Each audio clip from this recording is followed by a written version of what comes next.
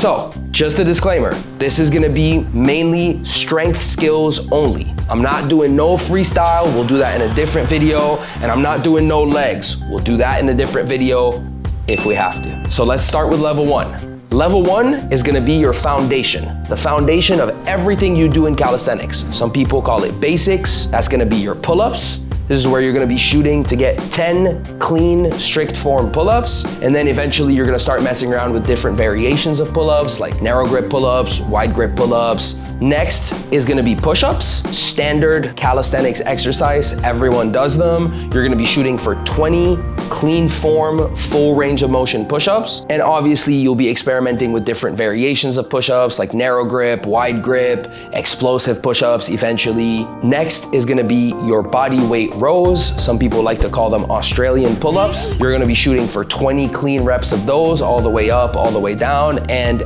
you can mess around and mix up the variations with these too. Next up is gonna be your dips. Huge exercise in calisthenics. It's gonna carry over to so many skills you're gonna do in the future. We're gonna be shooting for 10 to 15 clean dips, all the way up, all the way down. And with dips as well, you can mess around with the variations. You could do P-bar dips, chair dips, or tricep dips, straight bar dips, which will help you with muscle ups in the future. Next is gonna be your planks. You're gonna be getting familiar with all different types of planks, high planks, elbow planks, side planks, and you'll start introducing a little bit of the planche lean that will help you in the future levels if you're looking to learn planche. For core, the most important level 1 foundation exercise for your core is gonna be the hollow body hold. I cannot stress enough the importance of this exercise. It is used in almost all the isometric, like leverage-based skills that you do in calisthenics. It's used for handstands, planches, front levers, back levers, and it's just a fantastic way to build a strong, solid core and have a good control and understanding of your core muscles. Please do not sleep on your level 1 drills. They are literally the foundation of your whole practice of calisthenics. You're gonna be doing them before you get to the more advanced skills, and you're gonna do them throughout your calisthenics journey. No matter how far you get, you're always gonna do basics because they keep you strong and ready for everything that we do in this sport. This is where we get to level 2. Level 2. At this point, you are training calisthenics. You're no longer the average gym goer. This is where you're gonna unlock the muscle up, the ollie of calisthenics. A huge milestone for people who are dedicated and training calisthenics. I remember particularly for me, it was the skill that took me the longest to learn at the beginning, but when I got it, it just made me fall in love with the practice of calisthenics. It really taught me a lot about myself and just the ability of setting a goal and going for it and failing and continuing and eventually getting it. And it really helped me grow as a person. That skill has a special place in my heart, and that is the skill you will unlock in level 2. Additionally, you're gonna unlock handstands, a huge staple in calisthenics, a big milestone for people as well. The beauty of handstands is it's gonna introduce a whole new layer to your practice of calisthenics, the layer of balance. It's a whole new dimension to your practice. I love doing handstands. I find a lot of peace of mind and clarity when I'm upside down and just interacting with gravity. And handstands are amazing because they're gonna start really developing your shoulder for more advanced skills like planche, presses up to handstand, handstand push-ups, back levers, and a bunch of more advanced skills that you cannot do if you don't learn a handstand. Next up is gonna be the L-sit. Great core exercise. It's also gonna develop really strong triceps, and it's a great skill that's gonna carry over in the future when you do P-bar flows or combinations on the P-bars where you can go to and from L-sits, or you can transition from L-sits to handstand. Finally, in level 2, you are gonna be adding weights to your level 1 basic drills. So that's where you'll start doing weighted dips, weighted pull-ups, and really strengthening your foundation. Level 2 is also where you will start doing tuck variations of your lever-based straight arm skills. That means this is where you will start your journey to learn things like back lever, front lever, planche, and it all starts with the tuck variation of those skills. Now you might think there's a huge jump between level 1 and level 2, but the truth is if you hit the right amount of reps we were talking about in level 1 and you've been working on your basics, it's not that big of a jump. Most of the work in level 2 is gonna be technique based. But if you have made it through level 2, congratulations. You've been dedicated, you've been consistent, and you've made it all the way to level 3. This is where it starts to get fun, it starts to get more challenging and way more rewarding. Level 3, welcome.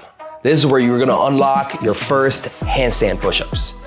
Huge milestone for people training calisthenics, just a badass skill in general. It's gonna help you develop really strong shoulders, and that's gonna help you a lot as we move forward with the harder and harder skills. Level 3 is also where you're gonna unlock your first full back lever, your first full lever-based skill that you'll be able to bust out. People usually think it's a super impressive skill when they first see it. At this point, you're well on your way training more advanced progressions of your front lever, like the advanced tuck and the one leg, and the same for your planche. You'll probably have an advanced tuck planche, and you'll be working towards more advanced progressions in the future. Level 3 is where you'll start doing a lot more weighted reps, weighted dips, weighted pull-ups, and especially weighted muscle-ups.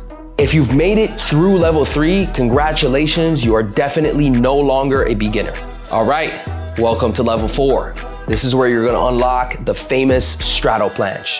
This is a huge milestone for everyone training calisthenics. I remember for me, when I unlocked this skill, I was so stoked. I could not stop doing it to the point where I was overtraining it, just trying to show everyone around me, look at me, I could levitate on my arms. Good job. Additionally, this is where you're gonna unlock your first full front lever, which is huge, especially when it comes to pulling skills. A full front lever is gonna allow you to get way stronger at pulling, and it's gonna introduce a lot of more difficult pulling elements. In level 4 is also where you're gonna unlock your first 90-degree handstand push-up, which is the top of the pyramid when it comes to handstand push-up exercises. Super impressive skill. People love to see it. This is also where you will most likely unlock your first one-arm pull-up, a skill that is universally respected amongst calisthenics athletes, gymnasts, climbers. You bust out a nice one-arm pull-up and people are gonna love it. And finally, this is where you will unlock your first Hefesto. This is kind of a slept-on skill. Not enough people do it, but it's an amazing exercise. It takes so much strength and coordination, and it is essentially a body weight bicep curl. At this point, if you've made it through level 4, you are officially a calisthenics beast. There's no reason why we should be stopping now. Let's move on to level 5. Level 5, welcome to the big leagues, baby. This is where you're gonna unlock your first full planche. So for a lot of people, full planche is the ultimate calisthenics skill. Seeing someone levitate on 2 straight locked out arms is incredible. The first time I saw someone do a full planche, I was blown away, and it's just something I've wanted to unlock from the first second I started training. There are times where I didn't even think I would ever be able to full planche. But you work through the progressions, you level up step by step, and one day you just unlock it and you feel like you're going Super Saiyan. Additionally, your straddle planche has leveled up. You're probably doing straddle planche presses and push-ups pretty easily. Your front lever has leveled up immensely, and you're probably working on your first front lever pull-ups. This is also where you're gonna unlock your first back lever Hefesto, which is one of the hardest variations of the Hefesto. And at this point, this is where you'll unlock your first one-arm handstand, which is one of the most amazing feelings in the world, I'll tell you that. I worked on that skill for so long, and when I unlocked it, it just felt incredible. If you've made it through level 5, congratulations on making it this far. There are not many people in the world that are like you. All right, level 6. At this point, you are elite. This is where you unlock Maltese, airplane mode, the closest feeling you're gonna get to flying. Your full planche is fully leveled up. You probably unlocked all the different variations of full planche, like dragon planche, planche on the rings. You really start experimenting with different variations. So this is where you're gonna get really good at full planche presses. You're probably gonna try going for max presses. Same for full planche push-ups. You're gonna really get an understanding of the movement, and you're gonna start working on combinations like push-up to press, multiple push-ups to multiple presses. This is also where you're gonna introduce Victorians, especially Victorians on the P-bars at the beginning. Extremely difficult pulling skill. And you've probably developed some crazy strength with your front lever, touch front lever, and different variations of front lever like super wide, supinated. All right, if you've made it through level 6, at this point, I'm pretty sure people who see you training think you're an elite level gymnast or some sort of freak of nature. Good job. Let's move on to level 7. Welcome to level 7. I call this the alien level because I still cannot perform any of the skills at this level. I'm working on them, but they are extremely difficult, and it's only a handful of people on earth that can perform them.